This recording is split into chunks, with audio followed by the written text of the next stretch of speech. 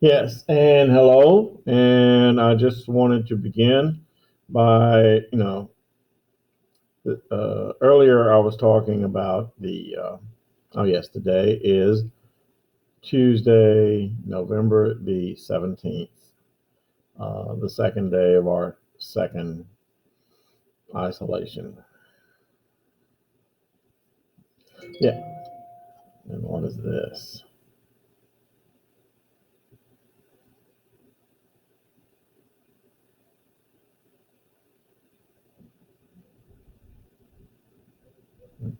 I'll look at that later. Sorry. But anyway, what we want to talk about today to begin with is the importance of James Watt and the steam engine, the importance of Coke, and not my favorite beverage either. And it is my favorite beverage. But yes, not those two. But anyway, as you saw in those two videos, hopefully you took the time to look at them. The second video is actually the more important one, where it talks about James Watt and specifically what the steam engine turned into, because the steam engine was more than just a way to drive locomotives. Basically, most electrical power that we utilize today is still produced through a steam engine, through a steam turbine.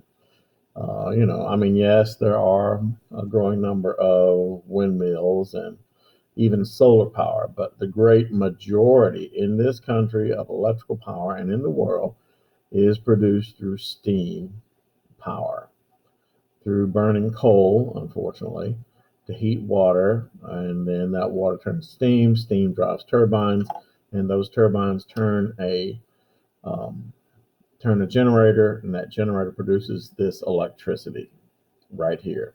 This electricity uh, is was produced about as the crow flies, about 20 miles away from here, down in Gallatin County. And so, yeah, then after that, now I mentioned in my previous lesson Coke. Now, you see, the production and discovery of Coke. Coke is a material that is basically carbonized coal. Coke is a material that is produced when you put coal into an oven, a contained oven where air doesn't get in or out, and then you heat that space to where the coal carbonizes. Now, the advantage of that is then when you, just like when you take your charcoal briquettes to the barbecue, remember at a barbecue, you don't cook your food over an open flame like in the campfire. And the reason is because if you cook your food over an open wood flame, part of your food will be part of your food will be burnt, and part of your food will be raw. But with Coke, or rather with the charcoal briquettes at your barbecue, you can place your food. You can place your food over these charcoal briquettes that are now glowing and burning with an intense heat that is even. Now, let's extrapolate that.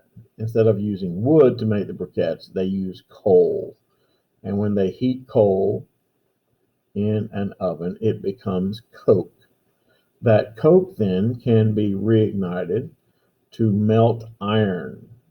And see, the reason why iron had not been being used much in the industrial world was because iron, in its current form, iron is too brittle. Iron rusts. Iron um, is not resilient. It will snap. They needed a construction material that was resilient and would absorb shock without being totally destroyed, meaning steel. But they didn't have a way to produce the kind of long term even heat until Coke. Yes, Coke. Coke, once again, is carbonized coal that is used to turn iron into steel. And steel, once again, is much more user friendly than is iron. And so let's get back to today's lesson, shall we?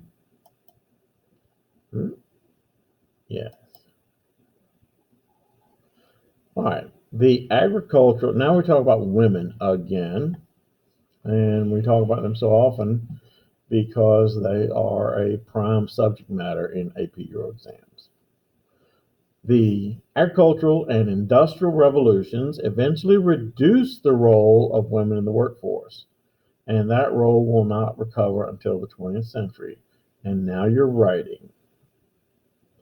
And what you want to write is the one thing that will actually help the cause of women more than any other event in the history of mankind. And that was, wait for it, World War II. Now, how did that happen?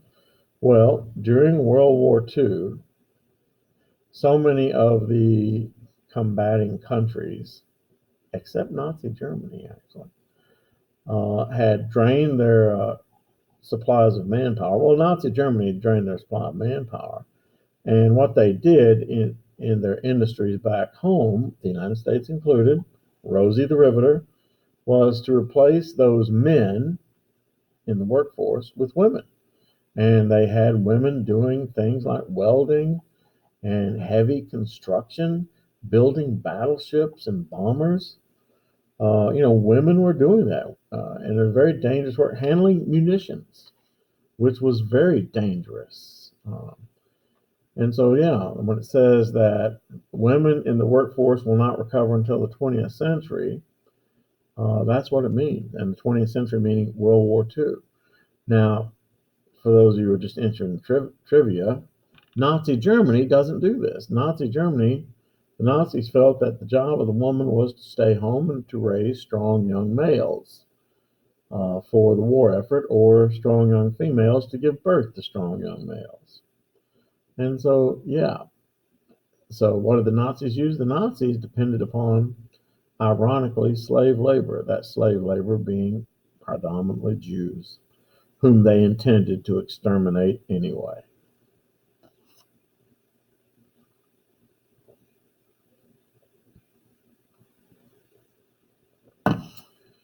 Now, so what happened then? Well, eventually, of course, World War II ended. And the thing about it was, though, World War II ended, and of course, the men came back in front. And of course, people began to say, well, you women who were working in these factories, you guys are just going to go back home, right? Start making babies and be satisfied with a second class citizenship like you had before World War II. And lots of women said, no, I don't think so. No.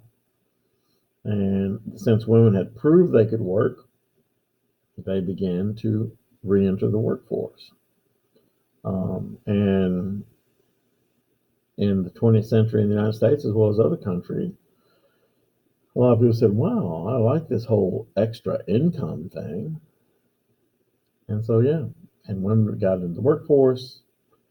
And once they were in the workforce, it became indispensable. And the rest of the story is still continuing.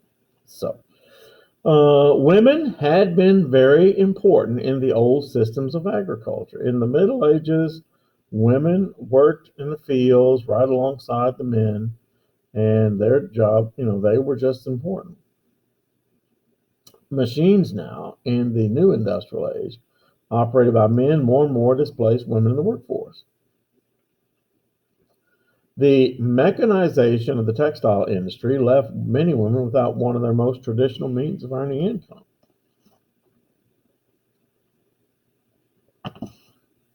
Because it was perceived as a woman's duty,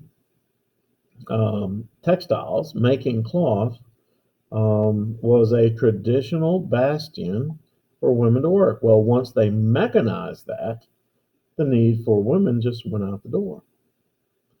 Anyway, many women often turned to alternatives to gain employment. Some turned to cottage industries. That means small-time crafts that pay considerably less. Some turned to prostitution. Yes. Interesting stat. For example, during the Victorian age, now the Victorian age in England is lasts from one, I'm sorry, from, think Horton. Victorian age lasts from 1834 till 1902, something like that. And the Victorian age in England was supposed to be very prim, very proper. I mean, after all, yes, this is Queen Victoria. This is in England. The English prided themselves as the most superior race on earth. And sorry, the most superior race on earth. And so, in that Victorian age,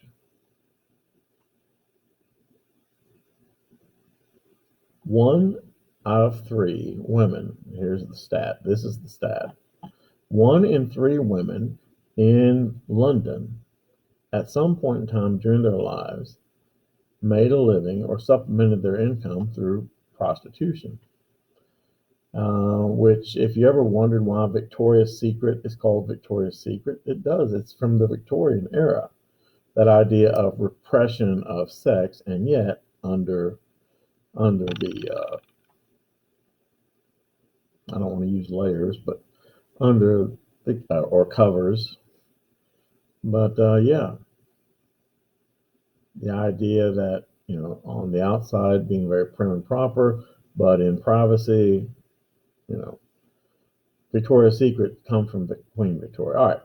Thousands of women became domestic servants to the point that in the 19th century, domestic service became the largest area of female employment. What is domestic service? Taking care of a house, cleaning, cooking, taking care of children. Domestic service became the largest area of female employment in the 19th century.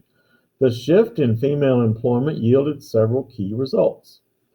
Women's work became associated with the home rather than places where men worked. Okay, underline.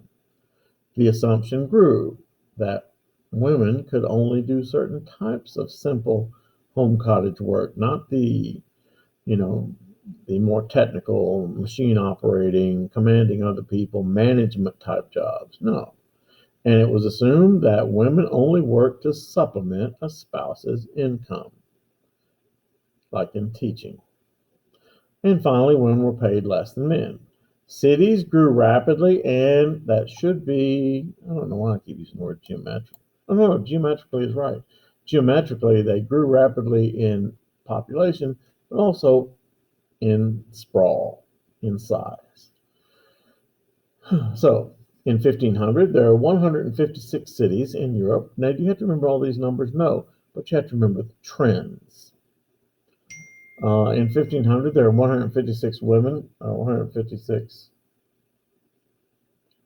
cities in Europe with a population of 10,000 or more, and of those, only 4, Paris, Milan, Venice, and Naples, had larger populations than 100,000. By 1800, 363 European cities had populations of 10,000 or more, and 17 had populations of 100,000. You see the trend? That the trend is what you got to pay attention to. There are more cities and more bigger cities. The population of Europeans living in urban areas shifted from just over 5% to just over 9%. Excuse me. The majority of the European population, oh, this is a test question, I've seen it,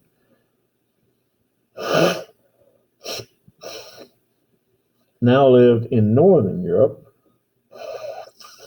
rather than around the Mediterranean.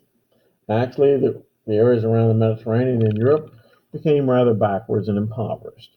London grew from 700,000 in 1700 to almost a million by 1800. Paris had more than 500,000 by the French Revolution. Berlin tripled in size, reaching 170,000 in 1800. Even in France and Britain, though, most people still lived in the countryside. Probably less than 20% lived in the cities. The major urban developments of the 16th century had been followed by a leveling off and even a decline uh, in the 17th century. And see, once again, that's a trend. Major urban development in the 16th century had been followed by and even a decline in the 17th, but that's going to change in the 18th. Cities will grow. The cities that experienced the greatest growth were the capitals and the port cities. And the port cities. This reflects the growing importance of the overseas trades, particularly of the Atlantic routes between Europe and the New World. Except for Manchester in England and Lyon in France,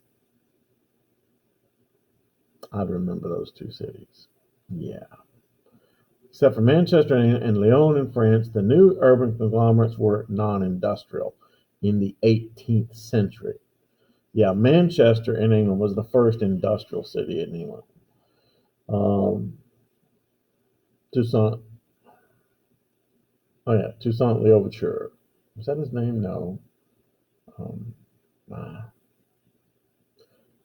Manchester was once referred to as an open sewer. And the person writing said, out of this sewer flows pure gold. I mean, I can't overemphasize. We're going to talk more about this later on. Where Manchester is, and city life overall is simply just foul and disgusting. Because once again, you're talking about putting hundreds of thousands of people in smaller and smaller areas to live. And when that many people lives in that close quarters, you know, people need water, they get rid of waste, and it has to go somewhere. All right. Rural labor was cheaper than urban labor, and cities with concentrations of labor declined as production was moved from the urban workshop into the country. Okay. At first, this is the first industrial revolution, not the second. The first industrial revolution, you saw more people living out in the country, away from the cities, because that's where the work was. But in the second industrial revolution, they're going to move back to the cities. New cities outpaced older ones in terms of the rate of growth. Improved agricultural production promoted the growth of nearby market towns and other urban centers that served agriculture, or allowed more prosperous farmers to have access to consumer goods and the services they desired. You're saying, what does that mean? Well, it means these towns that were close to agricultural producing areas grew a lot because A, they received goods from farmers that they would ship out to other parts of the country or the world even. And B, these towns received supplies that the farmers needed. All right. Roman numeral 21. Lines of distinction between the classes developed in the cities, just as in, I keep looking at the clock, as in rural areas. The nobles and upper class lived in fashionable homes, often surrounded by green squares to segregate them from the dirty city. Yeah, you'd see the upper class homes in an area, and that area would be enclosed by literally a ring of forest to separate them from the filth of the outside city. So, the poorest town dwellers often congregated by the river. That's where they live. Why? Because nobody else wanted to live there. Nobody wants to live next to the river. Why? Because the river floods. You have to remember this was 18th, 19th century, and every once in a while the river would flood. And if your house is next to the river, your house is going to float away. And so nobody wanted to buy there, except for the very poor. And there's also the problem. It says sanitation here was a constant problem. Why? You see, they had sewers of a sort in these cities. and the sewers were open trenches. And, that people would throw their refuse, and refuge here, we're not talking about Coke cans and bottles. We're talking about what they dumped out of their chamber pots into these trenches, these concrete trenches or worse. And of course, the trenches slope downhill with the idea they would eventually end up in the river, especially when it rained. Filth and stench did fill the streets. Poverty was worse in the countryside, but more visible in the cities with crime, prostitution, vagrancy, begging, and alcoholism. It was more visible in the cities because everybody was so clustered together. But no, poverty was worse in the countryside. People in the country didn't make hardly any money at all. Cities were also home to public executions and punishments. At the top of the urban social structure was a small group of nobles, large merchants, bankers, financiers, clergy, and government officials. Look what it says. This is a test question.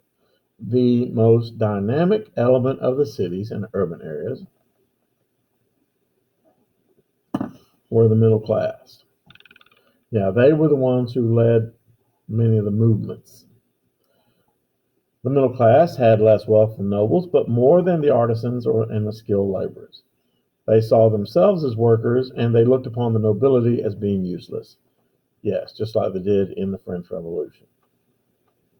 The middle class normally supported reform, change, and economic growth. The middle class might not enjoy all the creature comforts of the extremely wealthy, but they could enjoy some and were a thorn in the side of the upper classes. The power clashes of the 18th century, aka the French Revolution, normally involved issues of power and sharing power, not values associated with class. The artisans were skilled workers, they are at the bottom, who often found themselves at the mercy of economic forces and that were beyond their control. You say, what does that mean? So the artisans were the lowest class of people. They worked for a living. They worked hard for a living.